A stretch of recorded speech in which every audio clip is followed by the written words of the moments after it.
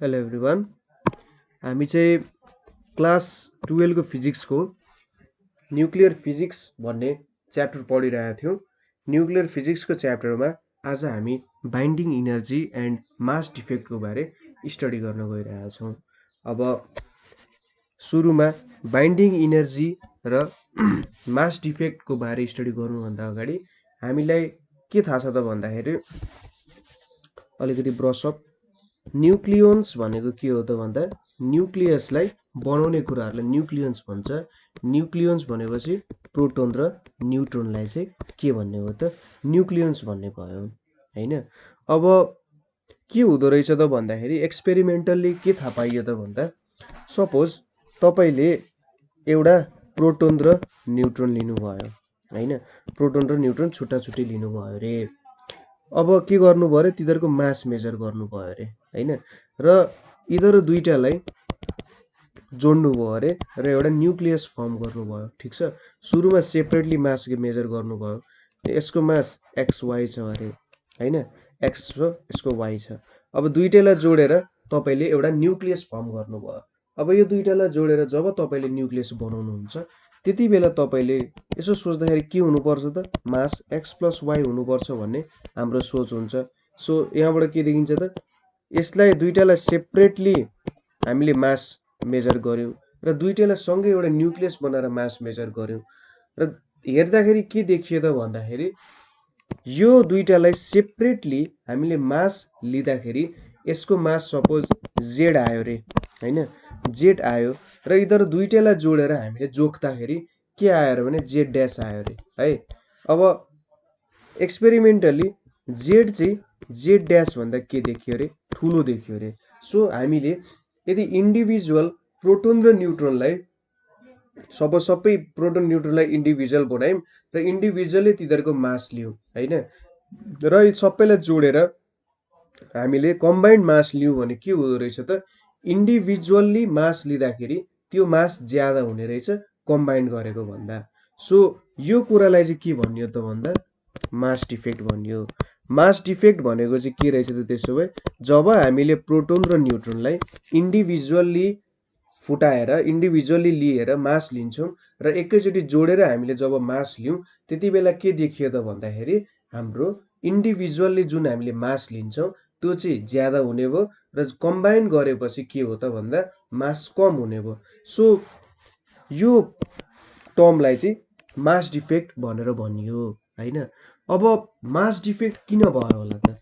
किन चाहिँ हामीले एउटै कुरालाई सेपरेटली जोड्दा सेपरेटली मास सम गर्दा र जोडेर मास हेर्दाखेरि किन यस्तो भयो होला भन्दाखेरि के हुँदो रहेछ त भन्दा जुन हाम्रो न्युक्लियसमा के छ त प्रोटोन र न्युट्रोन छ हैन, चार्जलेस आइटम छ। अब यो कुरालाई पनि जोडेर त राख्नुपर्ने हुन्छ हैन। यो त्यतिकै त टेपले त टाल्न सकिँदैन होला हैन, बाहिरबाट टेप लाएर त टालिएको होइन। सो जब यो दुईटा कुराहरू एकअर्कासँग जोडिएको छ न्युक्लियस भनेको त यिनीहरू दुईटा कम्बाइन भएर बसिरहेको हुन्छ। कसरी बसिरहेको हुन्छ त भन्दा सपोज यसरी बसिरहेको हुन्छ हैन, एकदम नजिकै बसिरहेको हुन्छ आफ्नो लगभग टचै गरेर। तपाईलाई थाहा छ नि केही कुराले कसैलाई छुन सक्दैन भनेर। हामी जुन कुरालाई फिजिकली टच भनिरहन्छौं हामी टच गरेर आउँदैनौं कि हामी कुनै सर्फेसमाथि उडिरहेको हुन्छौं के जहिले पनि। हामीले कुनै सर्फेसलाई पनि फिजिकली टच गरेर आउँदैनौं तर जुन प्रेसर फिल हुन्छ नि त्यो सर्फेसबाट त्यो सर्फेसले चाहिँ हामीलाई टच गरेको भनेर बुझ्नुपर्छ। सो कहिले पनि दुःख नमान्नु कि म चरा जस्तो उड्न सकेको छैन, तपाईँ जहिले पनि उडिराख्नु भएको हुन्छ तर के हो भन्दाखेरि हामीलाई त्यो कुरा फिल हुँदैन। So back to the topic, हेर्नु त यसरी बसिरहेको हुन्छ भने के हुँदो रहेछ त भन्दा यिनीहरूलाई एकअर्कासँग बस्नको लागि के चाहिन्छ त फोर्स चाहिने रहेछ र यो फोर्स चाहिँ चार्जसँग डिपेन्ड हुँदैन किनभने न्युट्रोनको त केही पनि चार्ज हुँदैन। यो चाहिँ केसँग डिपेन्ड हुँदो रहेछ त भन्दाखेरि स्पिनहरुसँग डिपेन्ड हुँदो रहेछ। स्पिनको कुरा छुट्टै छ, एकछिनमा म तपाईलाई एक्सप्लेन गरौँला के हुन्छ भनेर। तर यति कुरा बुझौँ कि यो स्पिनसँग डिपेन्ड हुँदो रहेछ, चार्जसँग डिपेन्ड हुँदैन। त्यसैगरी यो फोर्स भनेको स्प्रिङ जस्तो हुँदो रहेछ, जति टाढा गयो त्यति नजिक आउन खोज्ने। सो यो जोडिनु भनेको त यहाँनेरि केही अमाउन्ट अफ इनर्जी खर्च भयो हैन। यो फोर्स आउनको लागि त केही अमाउन्टमा इनर्जी त खर्च हुनु पर्यो नि हो। यो मास डिफेक्टबाट जुन मास चाहिँ के हुन्छ हाम्रो कम भेट्यो नि त्यो मास चाहिँ के भएको रहेछ त इनर्जीमा कन्भर्ट भएको रहेछ। बुझ्नुभयो त कुरा। मास डिफेक्ट कसरी आउँदो रहेछ त भन्दा हाम्रो जुन इन्डिभिजुअल प्रोटोन न्युट्रोन थियो त्यसलाई एउटा कम्बाइन्ड स्टेटमा भएर बस्नको लागि एउटा फोर्स चाहिने रहेछ। त्यो फोर्स भनेको चाहिँ स्पिनसँग डिपेन्डेन्ट हुने रहेछ, स्पिनसँग डिपेन्ड हुँदो रहेछ र चार्जसँग इन्डिपेन्डेन्ट हुँदो रहेछ र त्यो फोर्सको लागि त सम एमाउन्ट अफ इनर्जी चाहिन्छ हामीलाई र त्यो इनर्जी चाहिँ कहाँबाट आउँदो रहेछ त भन्दा जुन यहाँनेरि मास कम भयो नि यसलाई जुन मास डिफेक्ट भनियो हो त्यो मास डिफेक्टबाट चाहिँ के आउने रहेछ त हामीलाई त्यो इनर्जी आउने रहेछ। सो यो इनर्जीलाई चाहिँ के भन्छ त बाइन्डिङ इनर्जी भन्छ। बाइन्डिङ इनर्जी भनेको चाहिँ के हो त मास डिफेक्टबाट जुन हामीले एक्स्ट्रा इनर्जी पाउँछौँ त्यो इनर्जीले चाहिँ हाम्रो प्रोटोन र न्युट्रोनलाई एक अर्कासँग जोडिएर बस्न के गर्छ त मद्दत गर्छ अथवा त्यो इनर्जी चाहिँ जोडिनको लागि प्रोटोन र न्युट्रोन जोडिनको लागि युज हुँदो रहेछ र त्यो इनर्जीलाई चाहिँ के भन्छ त बाइन्डिङ इनर्जी भन्छ। अर्को तरिकाले डिफाइन गर्दाखेरि के पनि डिफाइन गर्न सकिन्छ भने बाइन्डिङ इनर्जी भनेको चाहिँ कुनै पनि न्युक्लियसबाट प्रोटोन र न्युट्रोनलाई छुट्याउनु पर्यो भने कति इनर्जी युज गर्नुपर्छ भनेको नि बाइन्डिङ इनर्जी हो। मैले अगाडि भनेको डिफिनेसन र यो डिफिनेसन एउटै कुरा, किनभने जति इनर्जीले यो जोडिएको छ त्यति नै इनर्जी लाग्यो भने यसलाई फुटाउन पनि सकिन्छ नि। सो बाइन्डिङ इनर्जी भनेको कसरी डिफाइन गर्न सके त पहिलो भनेको हाम्रो प्रोटोन र न्युट्रोनलाई जोड्नको लागि कति इनर्जी लाग्यो त्यसलाई त्यसरी पनि डिफाइन गर्दा अब अथवा कुनै पनि न्युक्लियसमा भएको न्युक्लियोन्सहरूलाई प्रोटोन र न्युट्रोनलाई छुटाउनको लागि कति इनर्जी लाग्यो त्यसलाई पनि के भन्न सक्यो त बाइन्डिङ इनर्जी भन्न सक्यो। ठिक छ, फ्री स्टेटमा ल्याउनु भनेको चाहिँ बाइन्डिङ इनर्जी भन्न सक्यो। अब बाइन्डिङ इनर्जी कसरी क्यालकुलेट गर्न सकिन्छ त भन्दा हाम्रो बाइन्डिङ इनर्जी भनेको चाहिँ डेल यमले हामीले मास डिफेक्ट दिन्छ इन्टु सी स्क्वायर। यो भनेको चाहिँ हाम्रो के हो त भन्दा मास डिफेक्ट, यसले हामीले मास डिफेक्ट दिन्छ। अब मास डिफेक्ट कसरी क्यालकुलेट गर्न सकिन्छ भन्दा सपोज कुनै एउटा हामीले एटोम लिम अरे जसको एटोमिक नम्बर Z छ र एटोमिक मास A छ र प्रोटोनको मास Mp, न्युट्रोनको मास Mn छ र सपोज यिनीहरू ठिक छ एकछिन यो हेरौँ।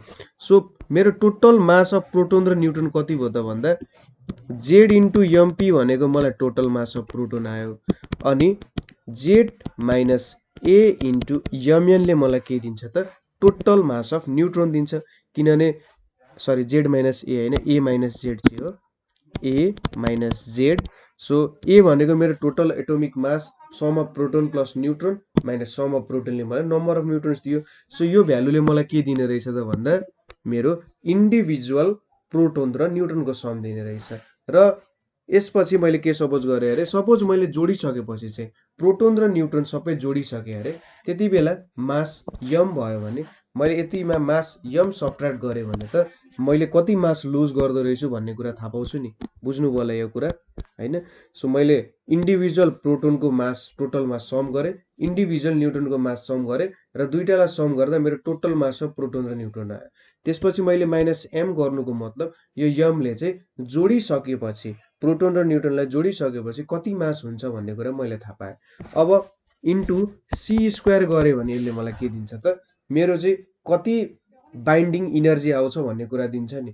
यिनीहरू दुईटा माइनस गरिसकेपछि मास डिफेक्ट भेटेँ, mass defect into C square गरेपछि मैले के पाएँ त बाइन्डिङ इनर्जी भन्ने कुरा पाएँ हैन। अब यो भनेको के छ त जुलमा एक्सप्रेस गरिएको छ हैन, यो त अहिले जुलमा एक्सप्रेस भएको छ। तर यदि मैले यसलाई एटोमिक मास युनिटको टर्म्समा एक्सप्रेस गरेँ भने के हुन्छ त भन्दा हामीलाई के थाहा छ त 1 AMU मा कति इनर्जी हुन्छ अरे त 931 मेगा इलेक्ट्रोन भोल्ट इनर्जी हुन्छ। यो अगाडिको भिडियोमा हामीले atomic mass unit in terms of energy भन्ने कुराहरू र एटोमिक मास युनिट टपिक भएको भिडियोमा हामीले डिस्कस गरेका थियौँ। सो त्यहाँनिर एकचोटि हेर्नु होला 931 मेगा इलेक्ट्रोन भोल्ट आउँछ। सो एउटा एटमको कति हुँदो रहेछ त 931 मेगा इलेक्ट्रोन भोल्ट हुन्छ भने हामीले यसलाई नै एक्सप्रेस गर्ने हो भने कति हुन्छ त भन्दा बाइन्डिङ इनर्जी भनेको चाहिँ Z into Mp plus A minus Z into Mn minus M into 931 mega electron volt हुन्छ। ठिक छ, यसरी चाहिँ हामीले के भेट्न सक्यौँ त यो चाहिँ मेगा इलेक्ट्रोन भोल्टमा हामीले इनर्जी भेट्यौँ, किनभने यो अलिकति धेरै नै सानो हुन्छ। सानो भएपछि जो यसरी चाहिँ हामीले क्यालकुलेट गर्यौँ भने त्यसपछि हामीले इनर्जी एउटा टेन्टेटिभ रूपमा एटोमिक मास युनिटको टर्म्समा चाहिँ इनर्जी भेट्यौँ। ठिक छ, यो चाहिँ के को टर्म्समा हो? एटोमिक मास युनिटको टर्म्समा हो है। सपोज अब हामीले बाइन्डिङ इनर्जी के एउटा एक दुईवटा एक्जाम्पलको हामीले यदि बाइन्डिङ इनर्जी क्यालकुलेट गर्नुपर्ने छ भने एउटा सानो एक्जाम्पल हेरौँ। सपोज हामीले चाहिँ नाइट्रोजन न्युक्लियसको हेर्न खोजिरहेछौँ है। नाइट्रोजन न्युक्लियसको के हुँदो रहेछ त भन्दा कुनै पनि यसमा चाहिँ सपोज एमएच दिएको छ। यहाँ एमएच भनेको चाहिँ 1.00783 एमयु को युनिटमा दिएको छ र एमएन दिएको छ। एमएन भनेको 1.00867 यु दिएको छ। अब यो एमएच भनेको के हो त भन्दा हाइड्रोजनको मास हो र हाइड्रोजनमा के हुन्छ त एउटा प्रोटोन हुन्छ र एउटा इलेक्ट्रोन हुन्छ र मास मेजर गर्दा त इलेक्ट्रोनको मास त एकदमै सानो छ, यो प्रोटोनको मास भयो। सो हाइड्रोजन भन्नु र एउटा प्रोटोन भन्नु चाहिँ एउटै कुरा हो। सो यसलाई मैले के लेखेँ त एमपी लेखेँ है। हाइड्रोजन भन्नु र एउटा प्रोटोन भन्नु चाहिँ एउटै कुरा हो। त्यसै गरी नाइट्रोजन दिएको छ। अब टोटल मास कति दियो त जोडिसकेपछि हामीले 14.00307 युनिट दियो हैन। अब हेर्नु है त नाइट्रोजनको के हुन्छ त भन्दा 7n14 हुन्छ हैन, यसरी डिफाइन गरिन्छ। सो हामीले सुरुमा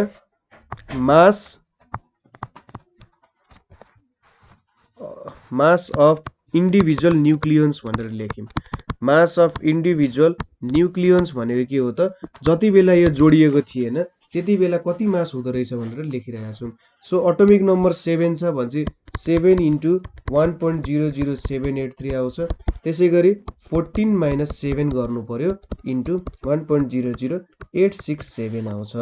सो यो भ्यालु कति आउँछ त भन्दाखेरि 7 र यो गर्दा 7 3 जा 21, 7 8 जा 56 भन्छ 58, 7 जा 51 500.7। सो अलिकति मजाले लेख्नु होला। यो भनेको चाहिँ 7.005181। क्यालकुलेसन अलिकति मिस्टेक भयो भने सरी त्यसको लागि, तर राइटै छ होला। 7 3 जा 21 यहाँनिर 2, 7 8 जा 56, 8 58, 7 7 जा 49।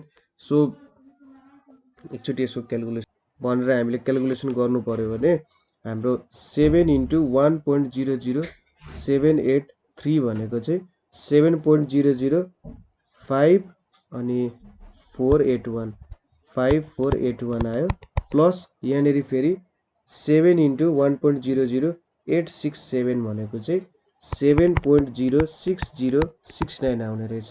सो अब हामीले 7.00548 प्लस 7.06069 गर्यौँ भने यहाँनिर कति आउँछ त 14.0666171 युनिट आउने रहेछ।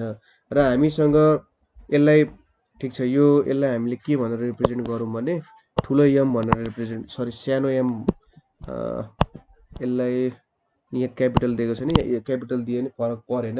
अनि हामीले टोटल मास कति दिएको छ त जोडिसकेपछि यममा दिएको छ। सो मास डिफेक्ट भनेको कति हुन्छ त यम माइनस यम भनेको 14.0661714 माइनस 14.0030 कति हुने त 14.00307 हुने भयो युनिट। सो 14.0661714 माइनस 14.00307 भनेको चाहिँ कति आउँछ त भन्दा 0.0631014 आउने भयो। मेरो क्यालकुलेसन राइट भएको छ भने चाहिँ यति नै भ्यालु आउनु पर्ने हो हैन। सो एकचोटि फेरि क्यालकुलेसन चेक गर्छु 00783, यहाँनिर क्यालकुलेसन मिस्टेक भएको रहेछ है, 7.05481 आउने रहेछ। सो त्यसै गरी 7.05481 प्लस 7.06069 भने चाहिँ 14 यहाँनिर 1155 आउने रहेछ। सो 14.1155 भनेपछि 14.1155 माइनस 14.00307 भनेपछि कति आउने भयो त यहाँनिर 0.11243 आउने भयो। सो यो युनिट यति हुने भयो mass defect. Therefore binding energy कति हुन्छ त बाइन्डिङ इनर्जी भनेको म तपाईलाई जुलकै मेथडबाट युज गर्न सिकाउँछु सजिलो हुन्छ। सो हेर्नु del m into C square हुन्थ्यो तर यहाँनिर युनिटको टर्म्समा लेखेको छ भने चाहिँ 931 मेगा इलेक्ट्रोन भोल्ट हुन्छ। सो यो भनेको 0.11243 इन्टु 931 मेगा इलेक्ट्रोन भोल्ट भनेपछि 243 इन्टु 931 भनेको कति आउँछ त भन्दा 0.11243 इन्टु 931 भनेको चाहिँ 104.67233 मेगा इलेक्ट्रोन भोल्ट आउँदो रहेछ इनर्जी। सो यसरी क्यालकुलेट गर्न तपाईहरुले सक्नुहुन्छ बाइन्डिङ इनर्जी।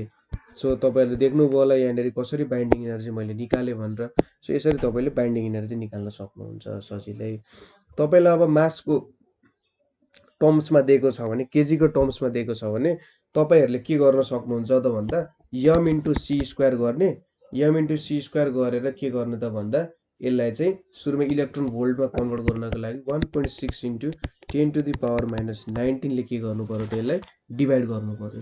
त्यति गरेपछि तपाईले केमा कन्भर्ट गर्न सक्नुहुन्छ इलेक्ट्रोन भोल्टमा सजिलै कन्भर्ट गर्न सक्नुहुन्छ नो टेन्सन ठीक छ।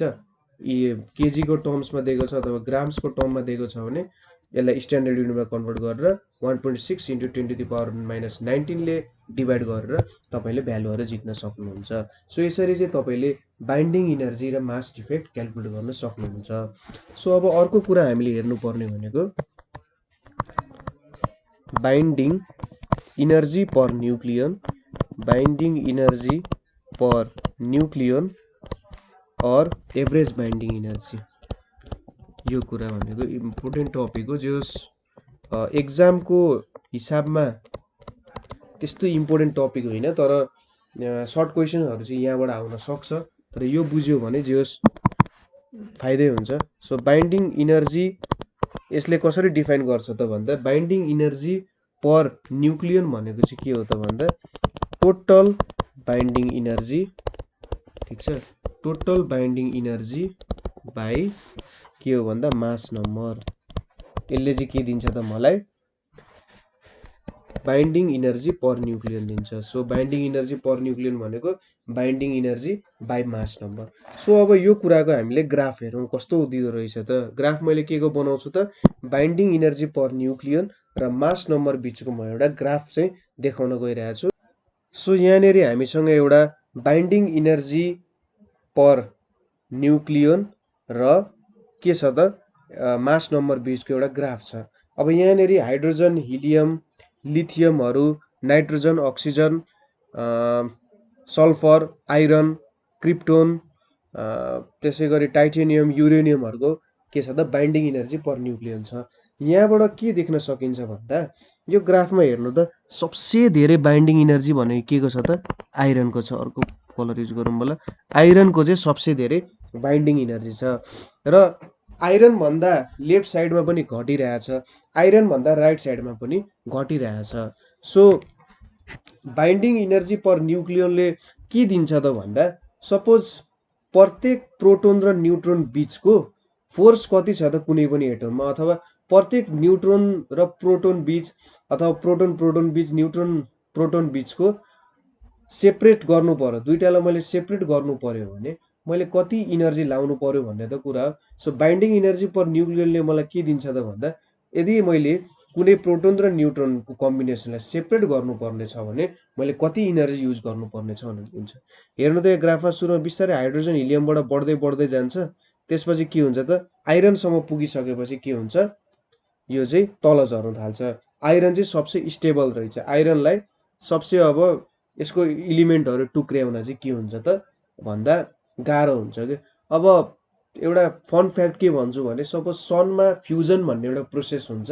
फ्युजन भनेको कस्तो भन्दा न्यूक्लियसहरु एकअर्कासँग जोडिने प्रोसेस हुन्छ। त्यसमा चाहिँ के हुन्छ भने जब न्यूक्लियस आइरनको फर्ममा आउँछ नि आइरनको फर्ममा आइसकेपछि चाहिँ त्यहाँनेरि चाहिँ फ्युजन स्टप हुन जान्छ के। फ्युजन स्टप भएर के हुन्छ त भन्दा स्टार चाहिँ पड्किन जान सक्छ एउटा सिम्पल फ्याक्ट हो, तपाईँले यसको बारे रिसर्च गर्न सक्नुहुन्छ। रमाइलो कुरा छ, किन आइरन बनिसकेपछि चाहिँ त्यहाँनिर फ्युजन हुँदैन होला, र फेरि कसरी अरू आइरन भन्दा हामीलाई के थाहा छ भने हामीले जुन सबै हाम्रो इलिमेन्ट्सहरू छ नि, गोल्डदेखि लिएर जे छ त्यो भनेको त आइरन भन्दा ठुलो हो, र त्यो सबै कुरा स्टारमा बनेको हो क्या, सबै कुरा स्टारमा बनेर यहाँनिर पृथ्वीमा आइपुग्यो। सो यहाँबाट बुझिन्छ कि अब त्यो आइरन बनिसकेपछि चाहिँ के हुन्छ होला भन्ने कुरा तपाईँले अलिकति रिसर्च गर्नु, रमाइलो कुरा चाहिँ हेर्नु होला। So back to the topic हेरौँ है। बाइन्डिङ इनर्जी पर न्युक्लियनले मलाई के दिइरहेछ त भन्दा मेरो प्रोटोन र न्युट्रोन बीच कति फोर्स लाउनु पर्यो ताकि यो दुइटा सेपरेट होस्। अब सबसे स्टेबल के देखियो त्यहाँ, आइरन देखियो, र के हुँदो रहेछ त आइरनबाट घट्दै जान्छ। हेर्नु त हामीले फिजनको लागि के युज गर्छौँ त, युरेनियम युज गर्छौँ। युरेनियमको बाइन्डिङ इनर्जी कति थोरै छ होइन, र बाइन्डिङ इनर्जी थोरै हुनुको कारण चाहिँ के हो त भन्दा सपोज बाइन्डिङ इनर्जी भनेको के हो, mass defect into C square. अब कुनै पनि हाम्रो सपोज फ्युजनको प्रोसेसमा हामी पछि पनि हेर्छौँ, फ्युजनको प्रोसेसबाट मास डिफरेन्स भनेको चाहिँ कति आउँछ त 0.2253 आउँछ, र यहाँबाट इनर्जी कति रिलिज हुन्छ भन्दा 200 मेगा इलेक्ट्रोन भोल्ट हुन्छ। ठिक छ, binding energy 200 mega electron volt हुन्छ। अनि अब मैले यसलाई मास नम्बरले डिभाइड गरेँ 200/238 भनेको त लगभग कति आउँछ भने 200, सपोज U238 लिए मैले, यसको धेरै आइजोटोप्सहरू हुन्छ। 238 भनेको 0.84 आउँछ। यो 200 भनेको चाहिँ हाम्रो बाइन्डिङ इनर्जी भयो, र 238 भनेको हाम्रो एटोमिक मास भयो। सो 0.84 आउने रहेछ। अब अघि हामीले क्यालकुलेट गरेको, सपोज हामीले के को क्यालकुलेट गरेका थियौँ भन्दा नाइट्रोजनको क्यालकुलेट गरेका थियौँ होइन। नाइट्रोजनको कति थियो त भन्दा 104 थियो बाइन्डिङ इनर्जी होइन, 104 point something र मास भनेको 14 हो। सो 104/14 भनेको के आउँछ त 7.42 आउँछ। यसको मतलब हेर्नु त यहाँनिर बाइन्डिङ इनर्जी पर न्युक्लियन 0.42 छ, यतापट्टि कति आइरहेछ त 7 अलिकति माथि आइरहेछ नि। हेर्नु न यहाँनिर नाइट्रोजनको यो लेभलमा छ नि, यहाँनिर छ नि यसरी।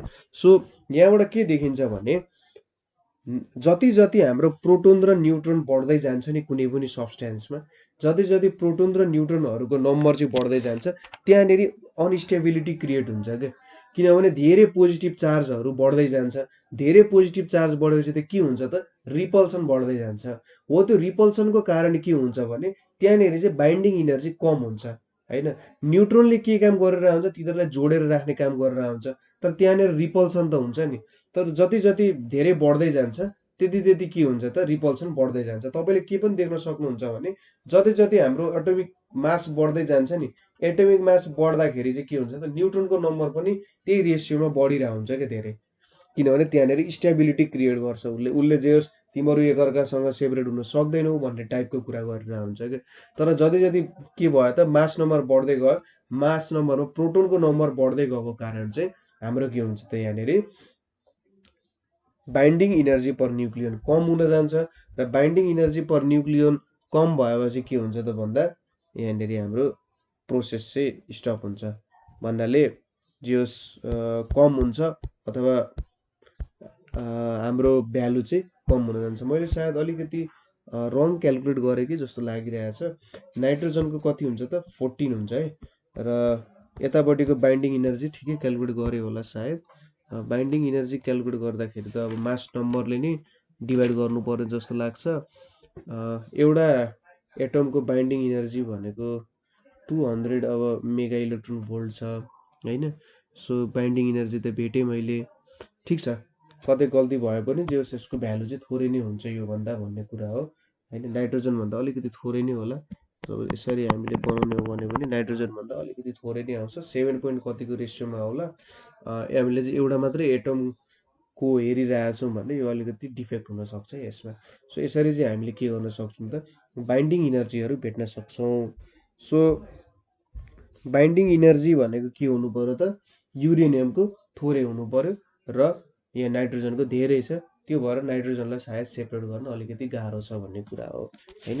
यहाँ अलिकति डिफेक्ट हुनसक्छ। यो सम्बन्धी केही एक्स्ट्रा क्वेसन भए चाहिँ मलाई सोध्नु होला, मैले जस्ट एउटा भ्यालु निकाल्न खोजेँ। अब 200 मेगा इलेक्ट्रोन भोल्ट बाई 238 भनेपछि अब यति नै भ्यालु निक्लिनु पर्ने जस्तो लाग्छ मलाई। कहीँ गल्ती भयो भने सरी त्यसको लागि। अब अर्को भनेको हाम्रो के छ त न्युक्लियर फोर्सेस।